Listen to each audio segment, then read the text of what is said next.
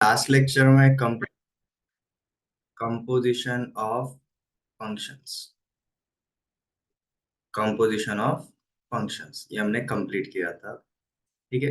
Composition of functions में हमने क्या देखा, if F and G are two functions then हम क्या बोलते हैं, एफ ऑफ जी या फिर G of F, these are called as composition of functions. These are called as composition of functions. composition of functions मतलब हमारे variable के ऊपर multiple operations at the same time होते हैं। आज हम फंक्शन चैप्टर का सबसे लास्ट वाला पार्ट देखेंगे। This is the final part of chapter function. It is called as inverse of a function, but उसके पहले हम छोटा सा एक पार्ट देखेंगे, इनवर्स ऑफ अ फंक्शन। अब जैसे कि हमने यहाँ पर क्या बोला था, अगर मेरा एक सेट ए रहेगा और इसके ऊपर फंक्शन एफ लगाने के बाद मैं सेट बी पे पहुंचता हूँ, तो लेट जैसे यहाँ पर ए बी सी ऐसे तीन एलिमेंट्स हैं और यहाँ पर वन टू थ्री ऐसे तीन एलिमेंट्स। ठीक है।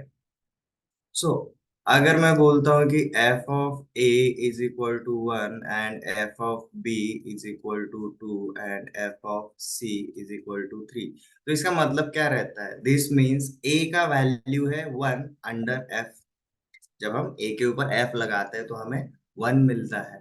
But then what is the meaning of one, तो हम यहाँ पर बोलते हैं कि अगर F of A is equal to one then F inverse of one is equal to A, f inverse of 2 is equal to b, f inverse of 3 is equal to c. This is just as same as जो हमने inverse of a relation में देखा था, similar type से रहेगा inverse of a function.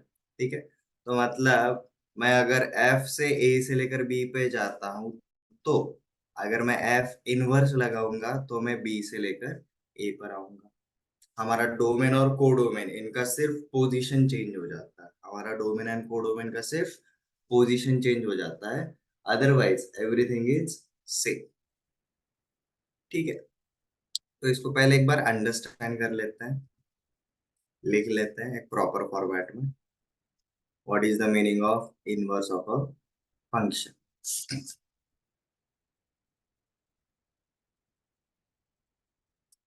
So a let function f from a to b is a bijection। अब देखो bijection का मतलब हमने कल ही देखा था, सॉरी परसों देखा था। बाइजेक्शन का मतलब जो वन वन भी रहेगा और ऑन टू भी रहेगा, स्पेशल में से भी special case. If let f is a function from a to b is a bijection, then any function from b to a, या फिर हम दूसरा कोई तो एक फंक्शन पकड़ के चलते ले, जैसे then g is a function from b to a, and बोलते हैं, and g is a function from b to a such that it associates each element from domain to codomain, each element from domain to codomain।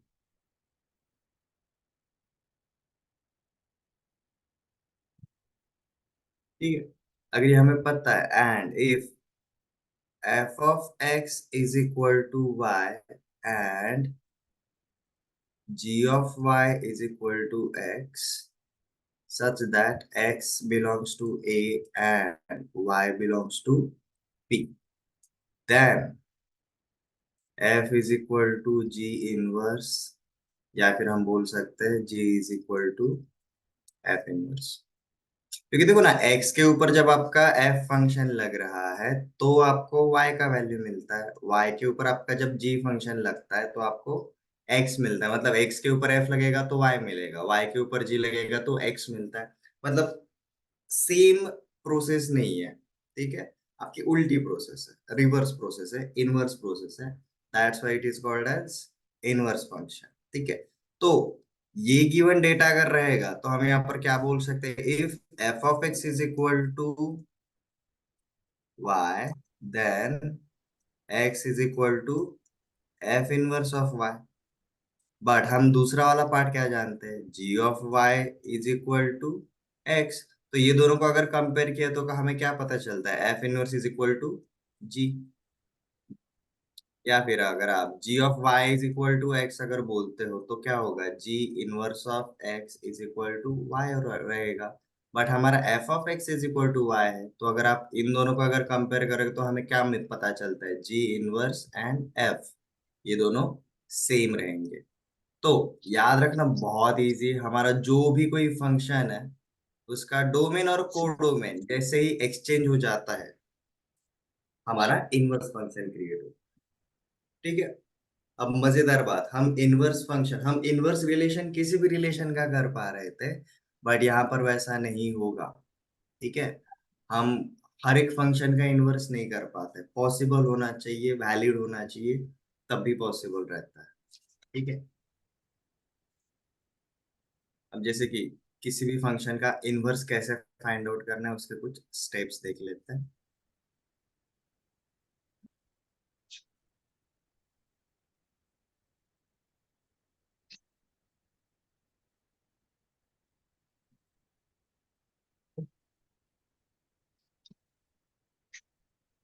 Algorithm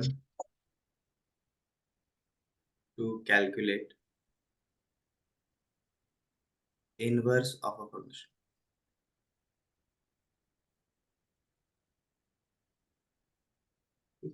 तो देखो यहाँ पर हम कुछ नया नहीं करने वाले, हमने जो सर्जेक्शन के टाइम पे किया था ना वही रहेगा।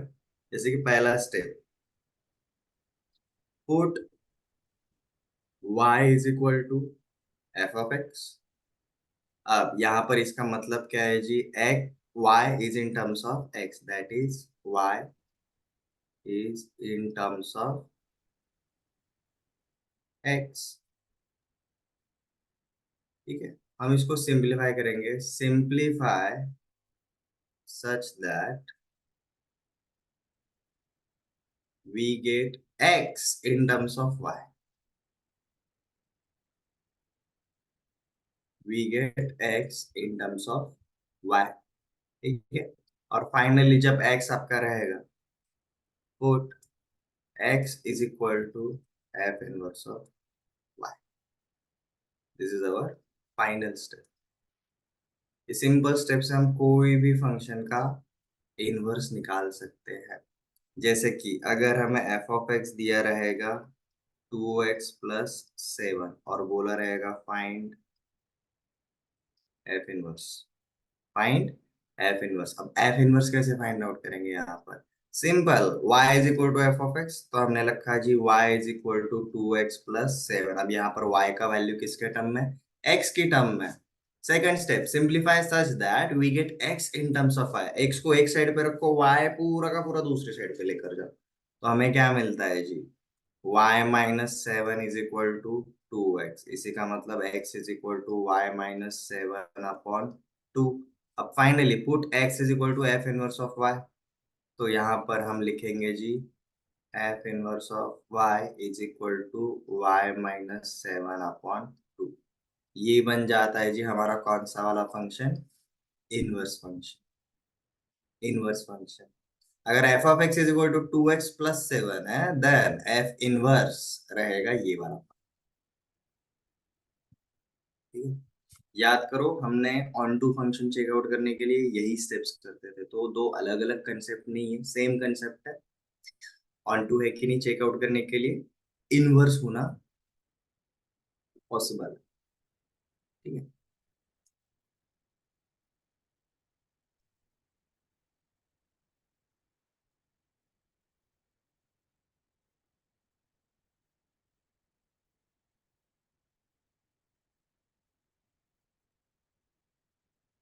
जैसे कि एक और एग्जांपल देखते हैं। लेट जस्ट से आपको एफ ऑफ एक्स दिया है जी x³ -8। ठीक है। और आपको बोला रहेगा फाइंड इट्स इनवर्स। ठीक है। तो इसका इनवर्स फाइंड आउट करने के लिए again y is equal to F of X is equal to x³ -8। आपका x³ बन जाता है जी y+8, और हमारा x बन जाता है जी क्यूब रूट ऑफ y+। अब फाइनली x की जगह पर हम क्या लिखेंगे, f inverse of y।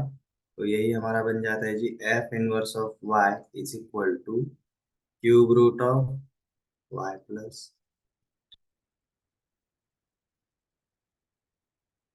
This is our final answer, this is our inverse of a function. ठीक है। अब देखो inverse of a function possible कब रहता है। हमने ये जो दोनों एग्जांपल्स देखे हैं, you will find out these two are one one as well as onto functions. ये दोनों वन वन फंक्शन थे as well as onto function थे, इसलिए इनका inverse possible. So there are certain properties of inverse of a function. ठीक है। वो आप वैसे के वैसे भी याद रख सकते हो, क्वाइट इजी, बहुत easy. Inverse of a function बहुत छोटा सा कंसेप्ट है बट बहुत जरूरी है। ठीक है। क्योंकि आगे जाके अगर हम ट्रिग्नोमेट्री सीख रहे हैं और इनवर्स ट्रिग्नोमेट्रिक फंक्शन सीखते हैं, कैसे सीखा भाई, यहीं से सीखा। आपका डोमेन और कोडोमेन चेंज हो जाता है। लॉगरिथम एंड एक्सपोनेंशियल फंक्शन किस टाइप के हैं, एक्चुअली वो दोनों एक दूसरे के इनवर्स फंक्शन रहते हैं। अब मजेदार बात, आपको इनवर्स फंक्शन के ऊपर कुछ ऑब्जर्वेशंस बता। Inverse functions, graphs of inverse functions are mirror images of each other.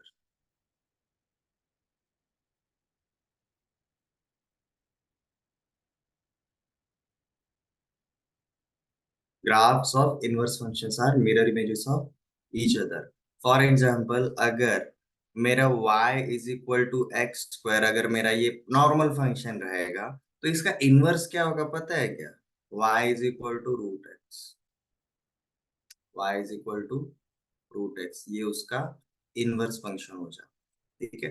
अब y is equal to X square का अगर आप ग्राफ देखोगे, ये एक्स एक्सिस है, ये वाई एक्सिस है। Y is equal to X square का ग्राफ आपका इस तरीके से ऊपर जाएगा दोनों साइड पे। But Y is equal to root X, Y is equal to root X, इसका जो ग्राफ रहेगा ना वो आपका इस तरीके से जाएगा। आप बोलोगे कि सर आपने बोला कि ये दोनों एक दूसरे के मिरर इमेज है, तो मैं भी मिरर इमेज कौन से सेंस में? हमें मिरर कहीं पर तो रखना पड़ेगा तभी तो मिरर इमेज बनेगा। ये मिरर इमेज रहता है जी हमारे ये वाले लाइन के अकॉर्डिंग।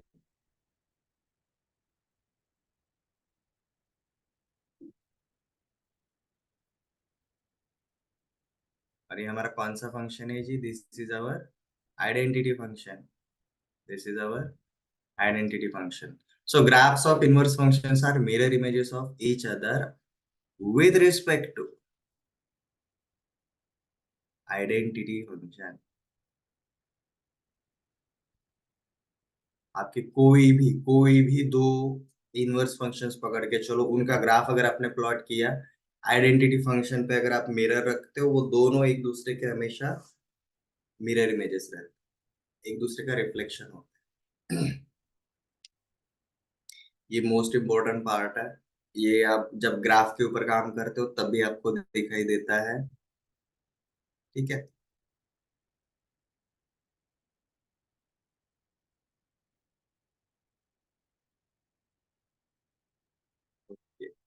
तो देखो इनवर्स फंक्शन से रिलेटेड कुछ प्रॉपर्टीज देख लेते हैं। So our final topic is properties of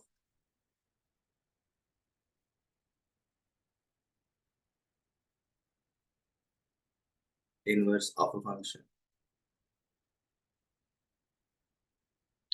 properties of inverse of a function. First property,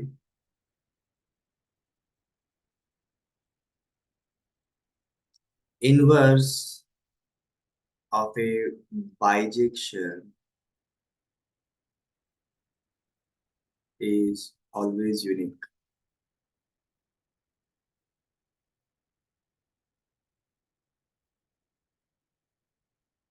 Inverse of a bijection is always unique. Second, inverse of a bijection is always a bijection.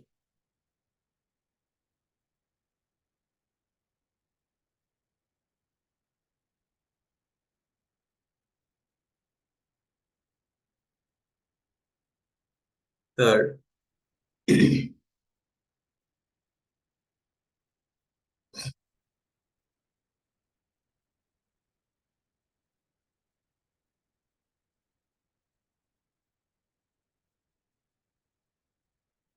f of g, ये composition का अगर हम inverse करेंगे, this is equal to G inverse of F inverse. Inverse जब apply करते हैं तो order भी आपका उल्टा हो जाता है। फोर्थ,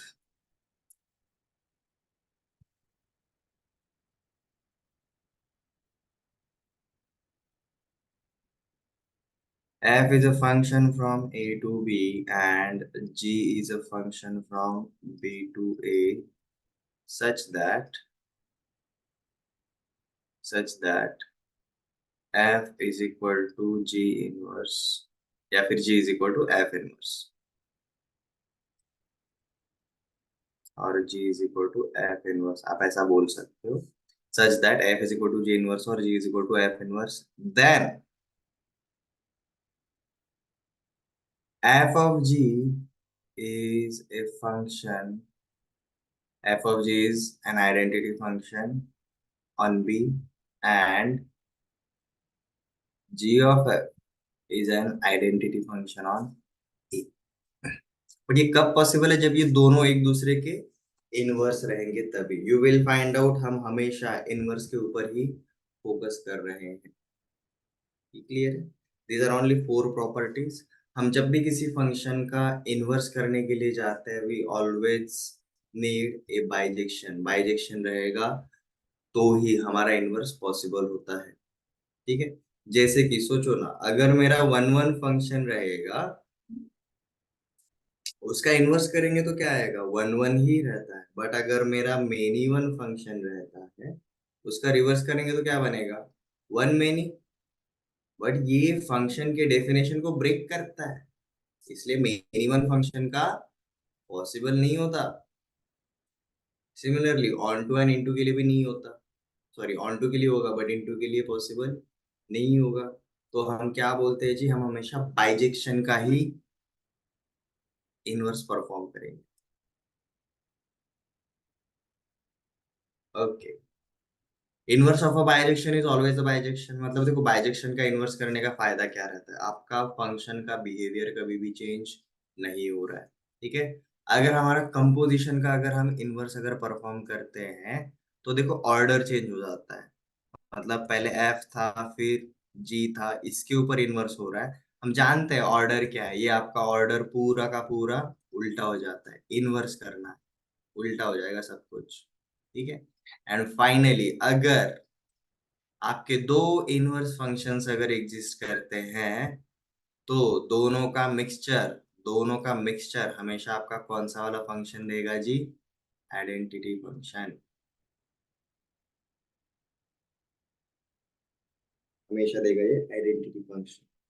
अब आपको जो पहला वाला स्टेटमेंट बोला था वो आपको समझ में आएगा व्हाई ये आइडेंटिटी फंक्शन के अलोंग मिरर इमेजेस क्यों होते हैं। क्योंकि ये दोनों का मिक्सचर मतलब आपको आइडेंटिटी फंक्शन मिलता है। कोई भी दो इनवर्स फंक्शन का मिक्सचर आपको आइडेंटिटी फंक्शन ही मिलता है। ठीक है? इसलिए जैसे हमने लास्ट एग्जांपल देखा y is equal to X square and y is equal to root X. अब देखो ना ये दोनों प्रोसेसेस कैसे है, स्क्वायर करना या फिर स्क्वायर रूट करना। अगर हम मैंने स्क्वायर और स्क्वायर रूट दोनों अगर परफॉर्म किए तो दोनों प्रोसेस एक दूसरे को कैंसल आउट कर देते हैं। राइट? तो सिमिलरली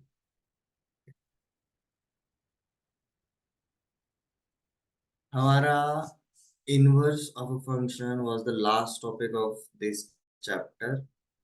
अब तक के टॉपिक में किसी को अगर कुछ डाउट्स रहेंगे तो प्लीज क्लियर करवा लो। एंड इसके ऊपर आप जितना प्रैक्टिस करोगे उतना कम है। उसके पीछे रीजन ये बताता हूँ।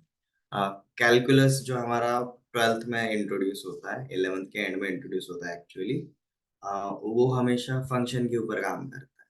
ठीक है, तो until and unless you are familiar with all of this part, आपको कैलकुलस थोड़ा सा टफ जाए। ये करोगे तो बहुत इजीली अंडरस्टूड हो जाए।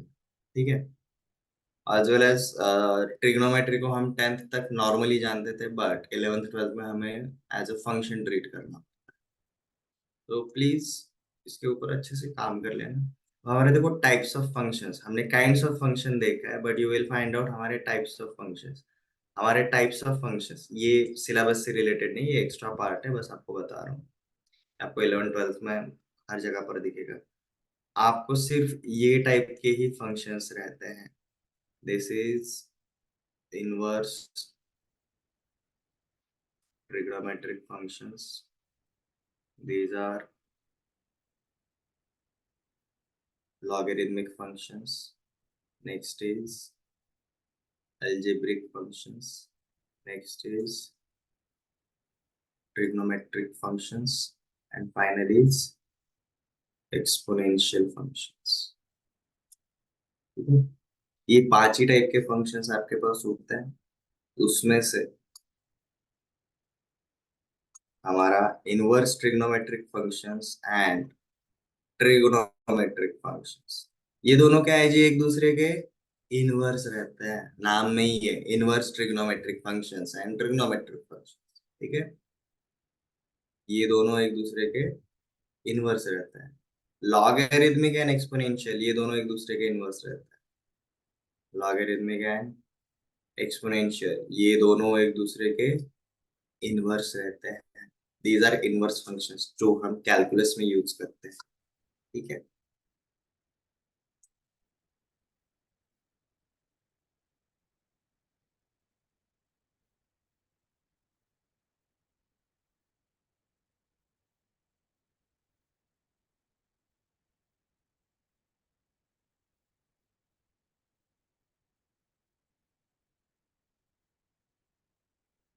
अब देखो जब हम फंक्शन की बात करते थे तो हमने देखा था कि डोमेन ऑफ अ फंक्शन, मतलब अगर F is a function from A to B, तो डोमेन मतलब हमारा क्या रहता था, हमारा सेट ए की बात करते थे। ठीक है, अब डोमेन को अगर हम अंडरस्टैंड करने जाएंगे, we are talking about starting point, ये कहाँ से शुरू हो।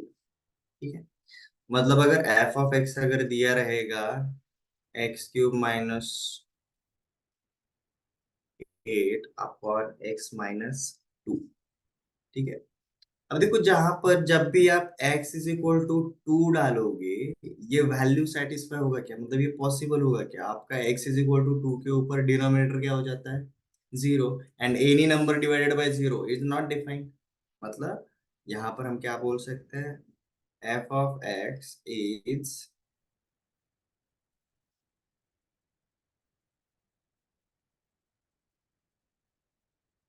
Not defined at x is equal to 2। Y?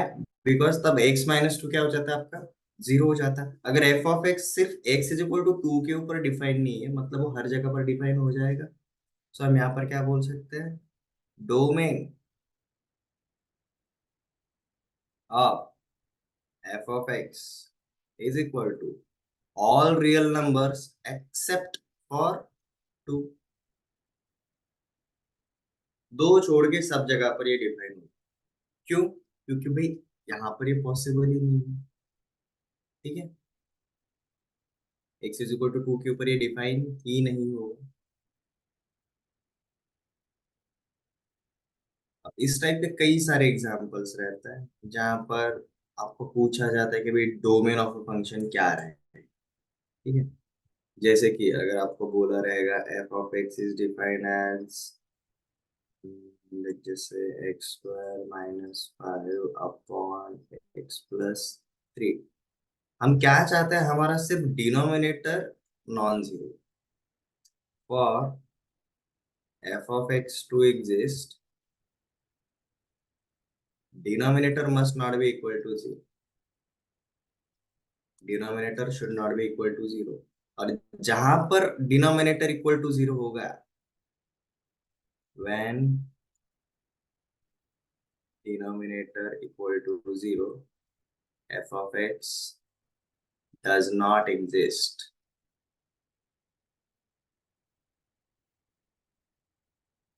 ठीक है, तो हम x plus three equal to अगर जीरो रखेंगे तो हमें x इज इक्वल टू क्या मिला, -3।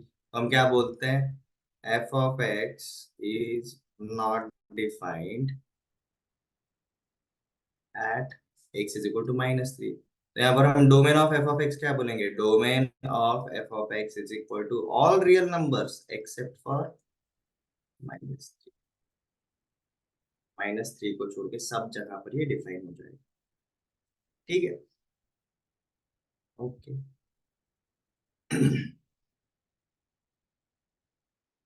आज वाले कंसेप्ट में किसी को कोई डाउट? बहुत इजी चैप्टर से थ्योरी वाला पार्ट ज्यादा है, यू विल फाइंड आउट यहाँ पर आपके थियोरेटिकल कनेक्शंस बनेंगे। कैलकुलेशन वाला पार्ट ज्यादा नहीं है, शुरुआत में सेट में था, ठीक है, बट रिलेशन फंक्शन आपका थियोरेटिकल अंडरस्टैंडिंग वाला पार्ट है। ठीक है,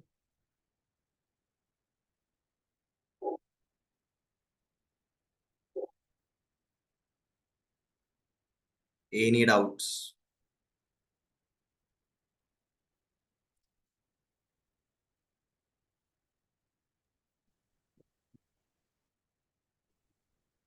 सर कंपोजिट फंक्शन में थोड़ा डाउट है। कंपोजिशन, ठीक है, देखो जब आप कंपोजिशन ऑफ फंक्शन की बात कर रहे हो, कंपोजिशन में आपका ऑर्डर मैटर करता है। अगर मैंने बोला रहेगा F of X is equal to X square and G of X is equal to x-5, दो सिंपल फंक्शंस पकड़ के चलो, ठीक है। अब यहाँ पर आप कुछ क्या क्या फाइंड आउट कर सकते हो, मैं एफ ऑफ एफ कर सकता हूँ, एफ ऑफ जी कर सकता हूँ, जी ऑफ एफ कर सकता हूँ, जी ऑफ जी कर सकता हूँ। ठीक है, कंपोजिशन इज लाईक तुम्ही अरेंजमेंट करत आहात गोष्टींची एक साथ, बट त्या अरेंजमेंटसाठी एक पर्टिक्युलर ऑर्डर असते। जैसे कि हम जब बात करते हैं यहाँ पर ये दोनों फंक्शंस के ऊपर, ले जैसे हम सबसे पहले फाइंड आउट करने जाएंगे जी एफ ऑफ जी। तो F of G of X जब बोला जाता है तो हम इसको क्या लिखते हैं जी, F of G of X. तो जहां जहां पर एक्स है वहां वहां पर अब हम क्या लिखेंगे जी ऑफ एक्स लिखेंगे। तो F of X is X square, then F of G X क्या आएगा जी ऑफ एक्स का होल स्क्वायर आएगा। अब जी ऑफ एक्स क्या है, अब जी ऑफ एक्स का वैल्यू डालो, तो इट इज x-5 का होल स्क्वायर। इसी को करने का दूसरा वाला तरीका भी है, अगर बोला रहेगा F of G of X, तो यहाँ पर हम लगाते हैं जी सीधा F is equal to G of X का वैल्यू सीधा डालो, x-5, it is F of x-5। अगर F of X is X square, then F of x-5 क्या होगा जी, x-5 का होल स्क्वायर। दोनों तरीके से आपको सेम ही आंसर मिलता है। ठीक है, अब जैसे कि अगर हमें एफ ऑफ जी मिला जी, एफ ऑफ जी मिला हमें x-5 का whole square, G of F देखो, G of F of X, तो हम सीधा बोल सकते हैं जी ऑफ एक्स स्क्वायर। अगर g of x is x-5, then g of x square becomes x square minus 5। f of f क्या बनेगा, f of x मतलब f of x square, f of x is x का square, तो f of x square is x square का भी square मतलब x का power 4। g of g अगर देखोगे लाइक g of x-5, ठीक है, it becomes x-5 minus 5, it is x minus 10। Composition छोटे छोटे फंक्शंस के ऊपर आप अप्लाई करके ट्राई कर सकते हैं।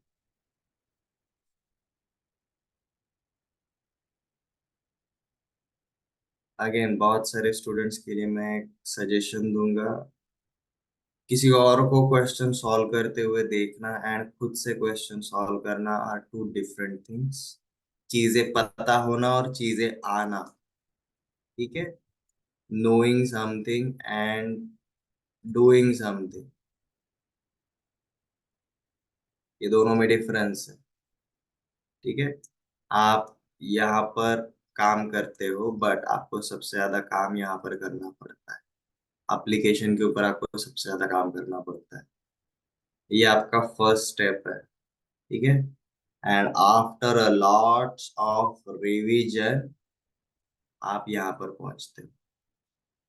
एप्लीकेशन के लिए आपको बहुत रिवीजन की जरूरत पड़ती है। आपको चीजें पता तो चल गई है, बट अगर आप उनको छोटे छोटे स्मॉल स्केल पे अगर प्रैक्टिस करते हो, you will find out those are actually easy to apply. ठीक है। एंड ड्यूरिंग एप्लीकेशन आप उनके बारे में और कुछ एक्स्ट्रा पार्ट भी जान लेते हैं।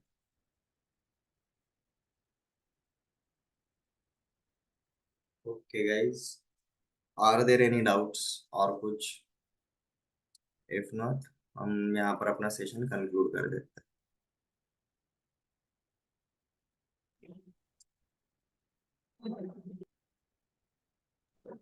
सर इस लेवल पे एनसीईआरटी कर सकते हैं क्या? हैं। हाँ, कर सकते हो। I will suggest go like this. सबसे पहले आप 11th एंड 12th के मैथ को रेफर करो। ठीक है। कोई भी चल जाएगा, आपका स्टेट बोर्ड रहा तो भी चल जाएगा। आप एनसीईआरटी इसके साथ जा सकते हो। ठीक है, ये मतलब आपका 11th 12th का, ये बस आपका सीबीएसई लेवल का है। ये दोनों जाओ सबसे पहला। ठीक है। यहाँ पर आपका जो सारे के सारे क्वेश्चंस रहेंगे वो कौन से वाले फॉर्मेट में रहेंगे? सब्जेक्टिव फॉर्मेट में रहेंगे।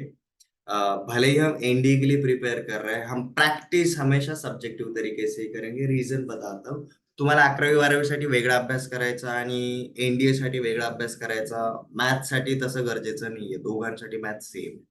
ठीक है। इसके बाद, ये दोनों के बाद चाहे तो आप जा सकते हो जी आरडी शर्मा मैथ के लिए। ठीक है। एंड आफ्टर दैट फिर अगर आप जेडबलई लेवल का अगर कोई अगर और टेक्स्ट बुक देखना चाहते हो आप देख सकते हो, but these three are more than enough. ठीक है। उसके बाद आपको चाहिए जी सिर्फ क्वेश्चन बैंक। ठीक है। क्योंकि ये तीनों के अंदर आपका कंसेप्ट बहुत अच्छे से हो जाता है। कंसेप्ट का क्लैरिटी ये तीनों के अंदर आराम से हो जाएगा। After that you just need questions. आपको सिर्फ क्वेश्चंस चाहिए। फिर क्वेश्चन बैंक के लिए हमारे पास एमएफएन है, या फिर पाथ फाइंडर है। ठीक है। या फिर हमारे प्रीवियस ईयर क्वेश्चन पेपर्स जो रहते हैं वो रहते हैं, आप उनके लिए भी जा सकते हो। बट आई विल सजेस्ट पहले 3 टेक्स्ट बुक ये रहो। ठीक है। क्योंकि इनमें कैसा है, इनमें जो क्वेश्चन का टाइपोलॉजी वो आपको अलग अलग कैटेगरी वाइज दी है। ठीक है। जैसे कि आप एक चैप्टर शुरू करते हो एंड आपने चैप्टर लेक्चर से हार्डली 70% किया और आपका 30% बाकी है। ठीक है। आप सीधा ये क्वेश्चंस के लिए जाओगे ना, ये पूरा का पूरा सिलेबस लेकर आता है, तो आपको वहां पर इशू होता है।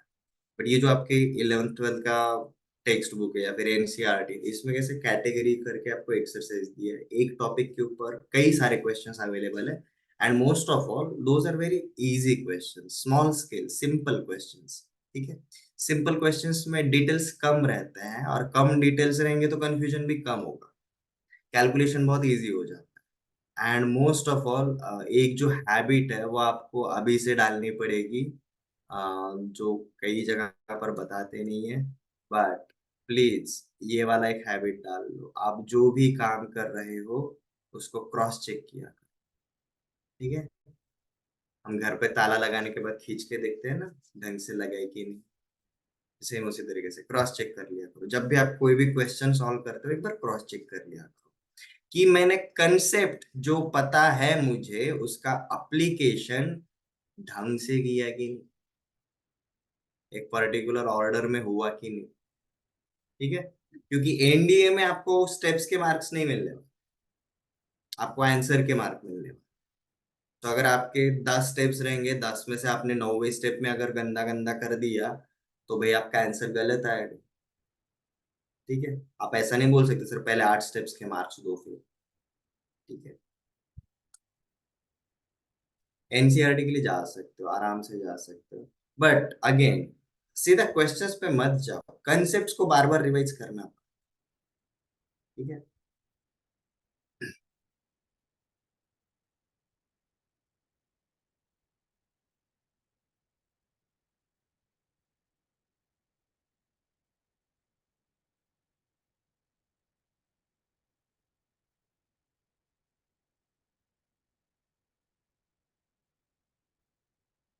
देखो, आपको लग रहा होगा कि मैं इसके लिए बाद में ये करूंगा, बाद में वो करूंगा। बाद में कुछ नहीं करना है, जो भी करना है अभी करना है, प्रिपरेशन में ही करना है। क्योंकि preparation is everything, because how you prepare is how you perform.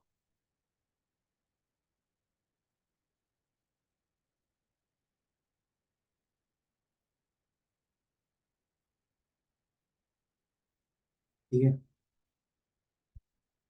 अगर आप यहाँ पर लेजीनेस दिखाओगे ना, आप परफॉर्मेंस भी लेजी तरीके से करोगे। आप यहाँ पर प्रिपरेशन फेज में ईच एंड एवरी डिटेल को कवर करते हो, आपका ऑब्जर्वेशन अच्छे से रहेगा, आप परफॉर्मेंस में भी अच्छे से करोगे। आप यहाँ पर क्रॉस चेकिंग की हैबिट डालते हो, आपको मेन एग्जाम में कुछ अलग नहीं करना पड़ेगा। क्योंकि प्रिपरेशन फेज में ही क्रॉस चेक करने की वजह से आपका जो कॉन्फिडेंस बूस्ट मिलेगा, आपका जो बाकी का स्किल जो अच्छे से होगा, you will find out performance के ऊपर ना बहुत फायदा होता है, जस्ट बिकॉज हमने प्रिपरेशन में काफी अच्छे से। ओके।